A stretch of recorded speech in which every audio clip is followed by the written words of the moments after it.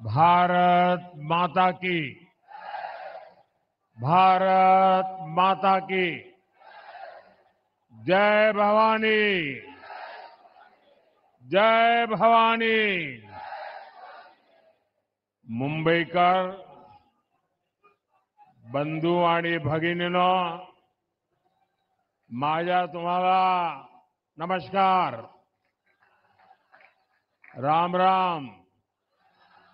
जय श्री राम। मैं सिद्धि विनायक, मुंबा देवी और महालक्ष्मी के चरणों में प्रणाम करता हूं। आज क्रांति गुरु लहूजी वस्ताद साल्वे जी की जयंती भी है। मैं मुंबई की धरती से लहूजी वस्ताद साल्वे जी को महाराष्ट्र की धरती के महान स्वतंत्रता सेनानियों को श्रद्धापूर्वक नमन करता हूं। साथियों, आज महाराष्ट्र में इस चुनाव की ये मेरी आखिरी जनसभा है। मैंने इस दौरान पूरे महाराष्ट्र का दौरा किया है। विदर्भ, मराठवाड़ा, पश्चिम महाराष्ट्र, उत्तर महाराष्ट्र, कोंकण, हर क्षेत्र के लोगों से मेरा संवाद हुआ और अब मैं आमची मुंबई में हूं।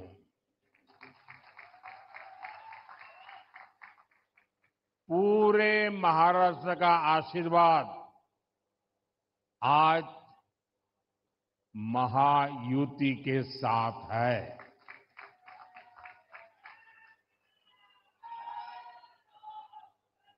आज हर और एक ही आवाज है, भाजपा महायुति आहे तर गती आहे, महाराष्ट्राची प्रगती आहे। साथियों, महाराष्ट्र की धरती से हर युग में नए चिंतन की नई धाराएं निकली है। यहां से संत ज्ञानेश्वर, संत तुकाराम, संत नामदेव जैसे संतों ने, विद्वानों ने समाज को दिशा दिखाई। यहीं से छत्रपति शिवाजी महाराज हिंदवी स्वराज का संकल्प देश को दिया। लोकमान्य तिलक और गोखले जी जैसी महान हस्तियों ने देशभक्ति की अलग जगाई। आज महाराष्ट्र में एक तरफ महायुति की विचारधारा है जो इस विरासत पर गर्व करती है, दूसरी तरफ एक सोच महाअगाड़ी की भी है जो महाराष्ट्र के गौरव को लगातार अपमानित कर रही है। महाअगाड़ी के लोग तुष्टीकरण के गुलाम हो चुके हैं। ये वो अगाड़ी है जो राम मंदिर का विरोध करते हैं। ये वो अगाड़ी है जो वोट पाने के लिए भगवा आतंकवाद का शब्द गढ़ते हैं। ये वो अगाड़ी है जो आए दिन वीर सावरकर का अपमान करते हैं। ये वो अगाड़ी है जो कश्मीर में 370 की वापसी के लिए प्रस्ताव पारित करते हैं। ये कश्मीर में बाबा साहब आंबेडकर का संविधान लागू करने का विरोध करते हैं। साथियों, राजनीति में एक दूसरे पर वार पलटवार करना समझ में आता है, लेकिन जब बात देश की उपलब्धि की हो तो हर राजनीतिक दल का कर्तव्य है कि वह देश को अपने दल से ऊपर रखे।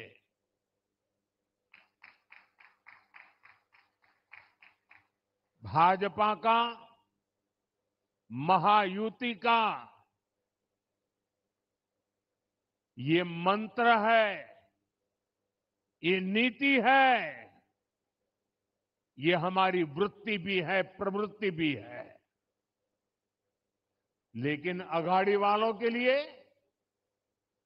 देश से ऊपर उनका दल है।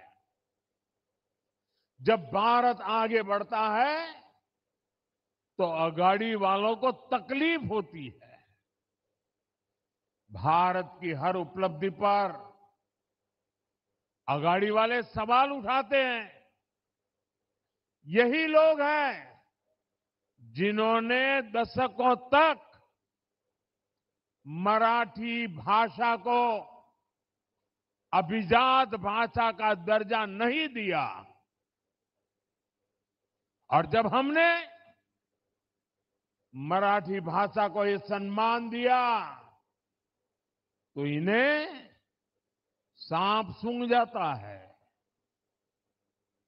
इसलिए आपको महाअघाड़ी वालों की राजनीति से,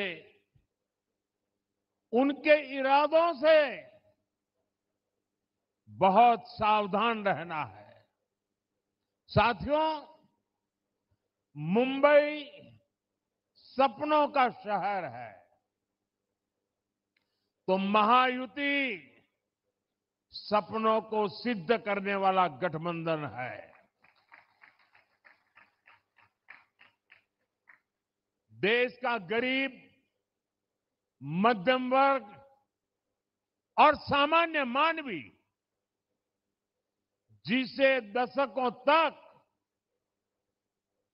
खुलकर सपने देखने का भी मौका नहीं मिला, आज उसके सपने पूरे हो रहे हैं। हमारी सरकार ने स्टार्टअप इंडिया अभियान शुरू किया।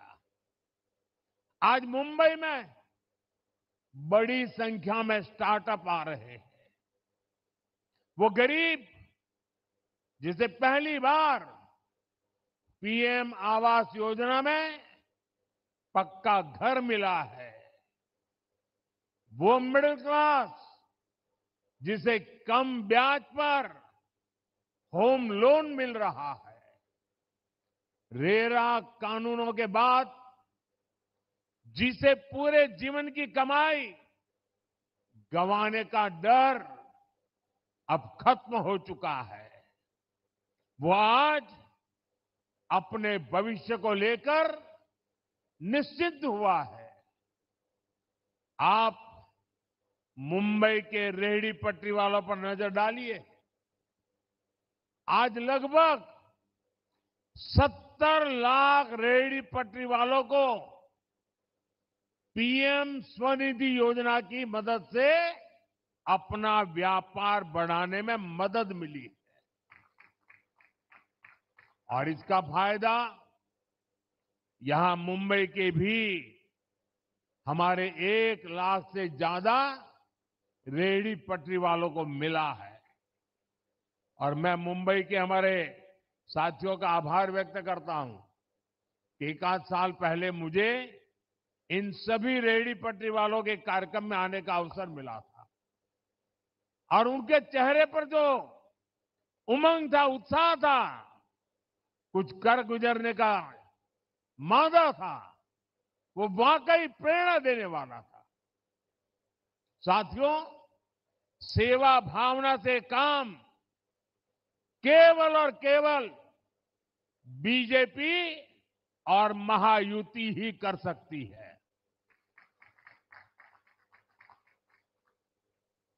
और मैं बड़ी नम्रता पूर्वक आपको कहना चाहता हूं और आप मेरे जीवन की हर गतिविधि से मेरी बात को एक तराजू से तोल सकते हैं और इसलिए मैं जिम्मेवारी के साथ भी कहता हूं और पूरी नम्रता से कहता हूं, आपके सपने ही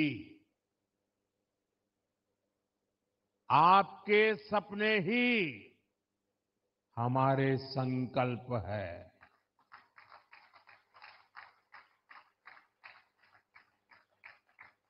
मोदी आपके सपनों को जीता है, आपके सपनों के लिए जागता है और उन्हें पूरा करने के लिए जी जान से मेहनत की गारंटी देता है।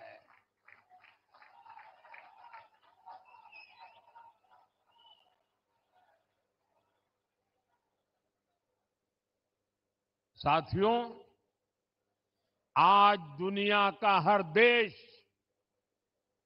अपने बड़े शहरों को आधुनिक बनाने में लगा है। मुंबई के लिए यही सपना बीजेपी और महायुति ने देखा है।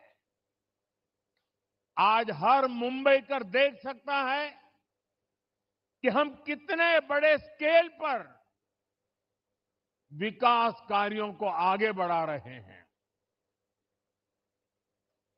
हमारी सरकार मुंबई को कनेक्टिविटी की हर परेशानी से मुक्ति दिलाना चाहती है और शिंदे जी ने और देवेंद्र जी ने अभी विस्तार से इसका वर्णन भी किया है। आज मुंबई में लाखों करोड़ रुपए की परियोजनाएं चल रही है। मेट्रो लाइन हो, लोकल ट्रेनें हो, मुंबई और आसपास के शहरों को जोड़ने वाले पुल हो, महामार्ग हो, एयरपोर्ट हो, हर दिशा में तेजी से काम हो रहा है। साथियों, हमारे देश में आजादी के बाद दशकों तक केंद्र में कांग्रेस की सरकार रही। यहां भी दशकों तक कांग्रेस की सरकार रही, लेकिन मुंबई को लेकर इन्होंने कोई फॉरवर्ड प्लानिंग की परवाह ही नहीं की। नतीजा ये हुआ कि हमारी मुंबई लगातार पिछड़ती चली गई। कांग्रेस का मिजाज मुंबई के ठीक उल्टा है। मुंबई का मिजाज यानी ईमानदारी और कड़ी मेहनत। मुंबई का मिजाज यानी आगे बढ़ने की ललक। लेकिन कांग्रेस का मिजाज क्या है? कांग्रेस का मिजाज है भ्रष्टाचार। कांग्रेस का मिजाज है देश को पीछे धकेलना। कांग्रेस का मिजाज है विकास में अड़ंगा डालना। आपको याद रखना है, इन्होंने अटल सेतु का विरोध किया था, इन्होंने मेट्रो का विरोध किया था। हम जब इनोवेशन की बात कर रहे थे, हम जब डिजिटल इंडिया और यूपीआई की बात कर रहे थे, तब कांग्रेस और उसके साथी टेक्नोलॉजी और यूपीआई का मजाक उड़ाते थे।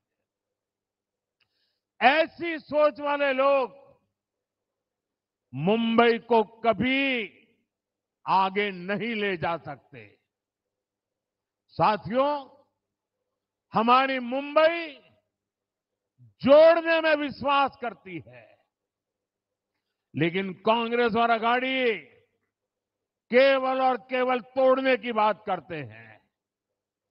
मुंबई में हर जाति समुदाय के लोग आते हैं, हर भाषा के लोग आते हैं, एक साथ रहते हैं, लेकिन महाअघाड़ी वाले जाति के नाम पर लोगों को लड़वाने में लगे हैं। साथियों, कांग्रेस का शाही परिवार दलितों, पिछड़ों, आदिवासियों से नफरत करता है। सरकार बनाने के लिए तड़प रही कांग्रेस बिना पानी को जैसे मछली तड़पती है ना, वैसे एसटी, एससी, ओबीसी की एकजुटता तोड़ना चाहती है। इसलिए वो एसटी की जातियों को आपस में लड़ा रही है, एससी, ओबीसी की जातियों को आपस में लड़ा रही है। ये जातियां लड़ेगी तो कमजोर होगी, और जितनी ज्यादा जातियां कमजोर होगी, कांग्रेस मजबूत होती चली जाएगी। मजबूत कांग्रेस सरकार में आकर एसटी, एससी, ओबीसी की उनको तबाह करेगी, आपका आरक्षण छीन लेगी। और इसलिए ही मैं बार बार कह रहा हूं, आज इस बात की सबसे ज्यादा जरूरत है। जिस प्रकार से अघाड़ी के लोग कारनामे कर रहे हैं, जिस प्रकार से कांग्रेस के शाहजादे देश में तबाही की भाषा बोल रहे हैं, तब आज एक बात बहुत जरूरी हो गई है, और वो है, एक है तो सेफ है, एक है तो, एक है तो, एक है तो। मुंबई तो बाला साहब ठाकरे के सिद्धांतों का शहर है। मुंबई स्वाभिमान का शहर है, लेकिन अघाड़ी में एक ऐसा दल है जिसने बाला साहब का अपमान करने वाली कांग्रेस के हाथ में अपना रिमोट कंट्रोल दे दिया है।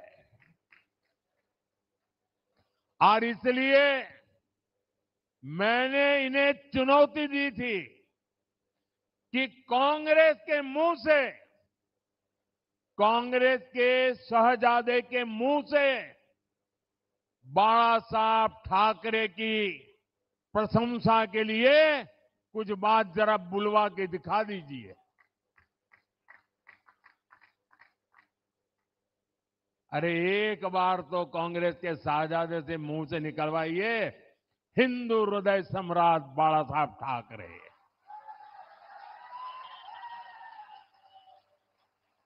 और जिस दिन आप इतना करवा लोगे ना, आपको सचमुच में अच्छी नींद आएगी, कभी अस्पताल नहीं जाना पड़ेगा। बाला साहब के आशीर्वाद मिलेंगे।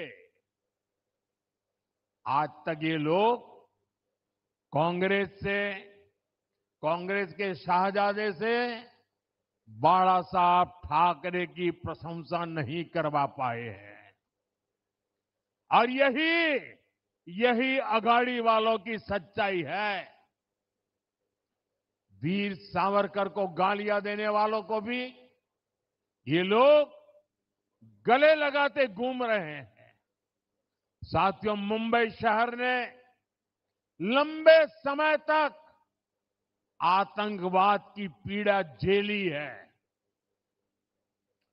आतंकवाद से मिले जख्मों को यहां के लोग अब भी भूले नहीं हैं। एक समय था जब हर कोई यहां बसों में, ट्रेन में, लोकल में डर डर के चलता था, लोग सोचते थे कि आज अपने परिवार से मिल पाएंगे या नहीं, घर लौट पाएंगे या नहीं, अनहोनी की आशंका लगी रहती थी। लेकिन बीते वर्षों में लोगों के मन में सुरक्षा का भाव आया है। यही पुलिस थी, यही सुरक्षा एजेंसियां थी, यही सरकार थी, यही फाइलें थी। लेकिन तब सरकार और थी, आज मोदी है।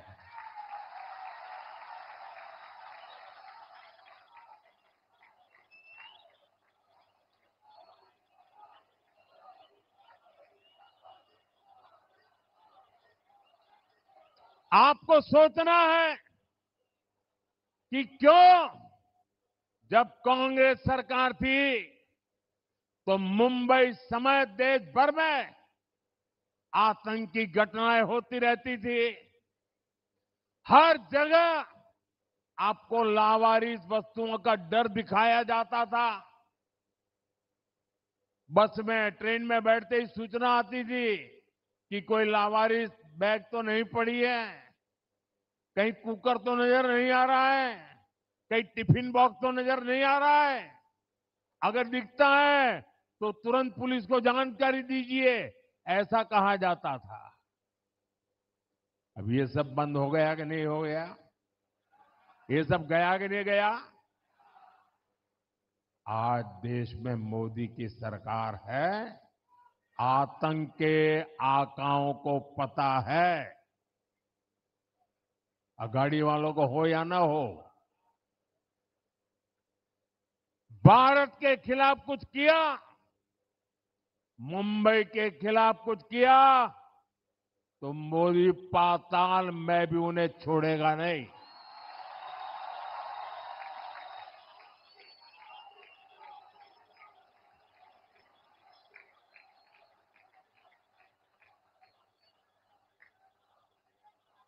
साथियों, मुंबई की एक बहुत बड़ी ताकत है महिलाओं की भागीदारी और वुमेन लेड डेवलपमेंट। देश के दूसरे शहरों में भी मुंबई की मिसाल दी जाती है।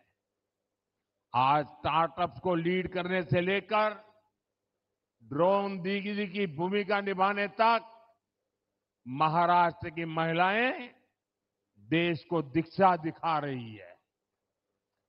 महाराष्ट्र में 27,000 से ज्यादा स्टार्टअप्स, जिनमें से अनेकों स्टार्टअप का नेतृत्व महिलाएं कर रही है, हमारी माताएं, बहनें, बेटियां कर रही है। देश भर में 70,000 से ज्यादा ऐसे स्टार्टअप्स हैं जिनमें कम से कम एक महिला डायरेक्टर के रूप में उसका नेतृत्व कर रही है। महिला नेतृत्व वाले कई स्टार्टअप्स मुंबई बेस्ड हैं। ये महिलाएं बड़ी संख्या में रोजगार के अवसर तैयार कर रही है। महायुति सरकार की माझी लाड़की बहन योजना का लाभ बड़ी संख्या में मुंबई की माताओं बहनों को भी मिला है।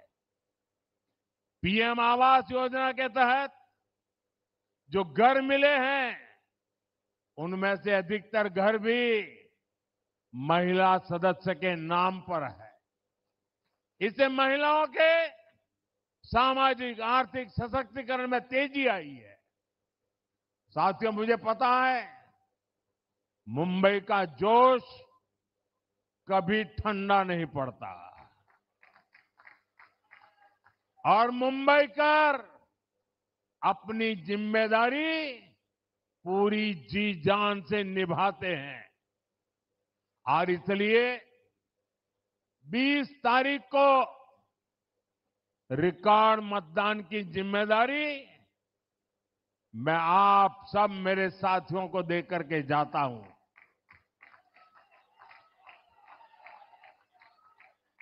हमेशा ये जोश बनाए रखना है।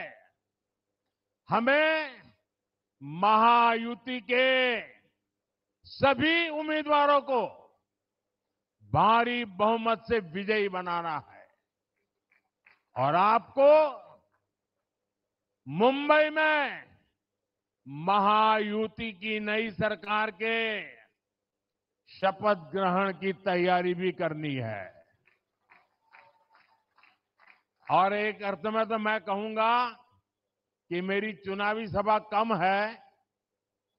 आज तो मैं महायुति की सरकार जब बनेगी, नतीजे आने के 7-10 दिन में, मैं उस महायुति की सरकार की शपथ समारोह का आपको निमंत्रण देने के लिए आया हूं।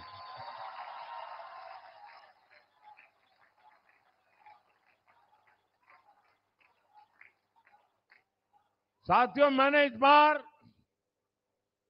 झारखंड का चुनाव भी देखा है, महाराष्ट्र का चुनाव भी देखा है और मैं कुछ दिन पहले हरियाणा के चुनाव को भी देख रहा था। हरियाणा ने जिस प्रकार से कांग्रेस की सारी योजनाओं को चकनाचूर कर दिया, उनके सारे सपनों को तहस नहस कर दिया। जितने मुद्दे उन्होंने उठाए, हर मुद्दे को हरियाणा के लोगों ने करारा जवाब दिया। और मैं कह सकता हूं, झारखंड और महाराष्ट्र में भी हरियाणा से भी ज्यादा करारा जवाब ये महाआघाड़ी वालों को मिलने वाला है।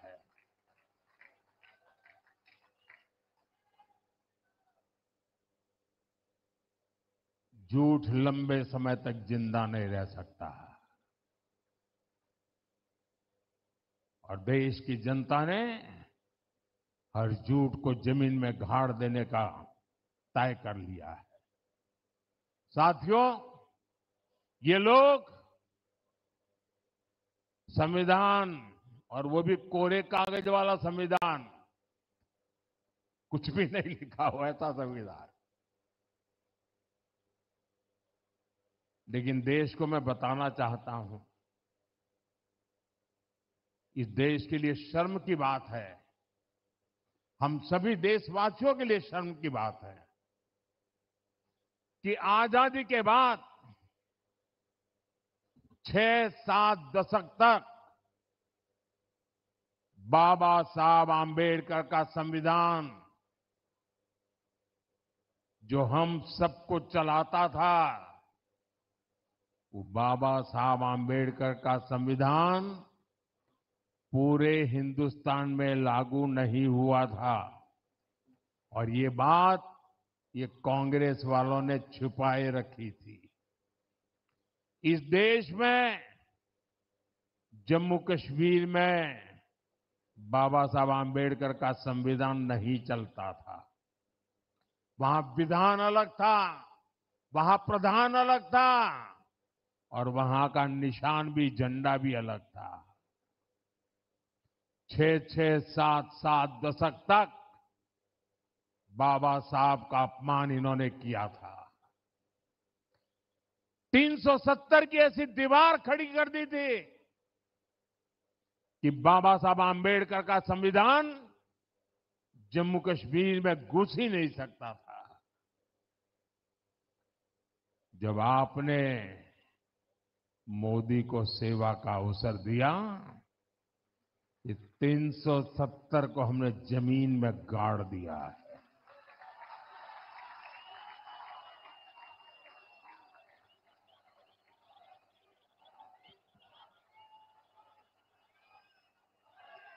और तब जाकर के बाबा साहब आंबेडकर का संविधान जम्मू कश्मीर में लागू हुआ।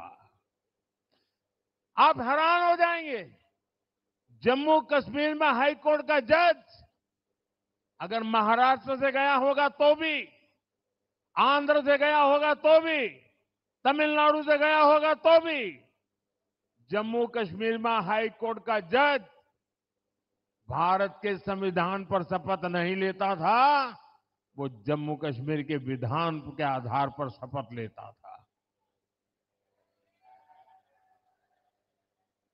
जम्मू कश्मीर के इसके पहले के किसी मुख्यमंत्री ने भारत के संविधान की शपथ नहीं ली है। देशवासियों, आज अभी जो जम्मू कश्मीर में सरकार बनी, आजादी के बाद पहली बार भारत के संविधान की शपथ लेकर के मुख्यमंत्री का काम शुरू हुआ। ये कमाल किसकी है? ये कमाल किसकी है? ये कमाल किसकी है? ये कमाल किसकी है? ये कमाल मोदी की नहीं है। ये आपके एक वोट की ताकत है कि 370 जमीन में चली गई।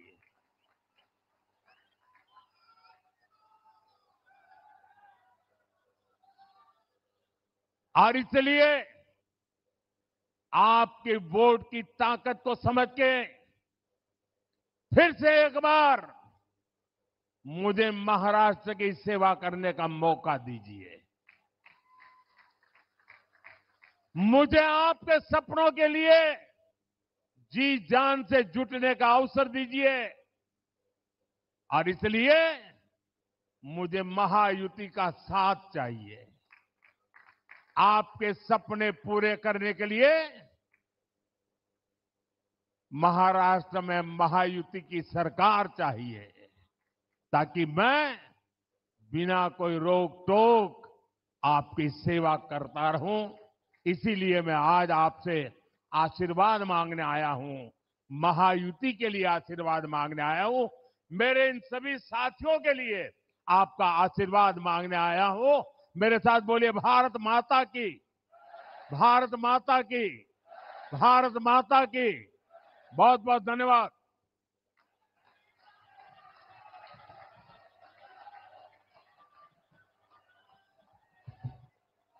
मोदी जी। धन्यवाद।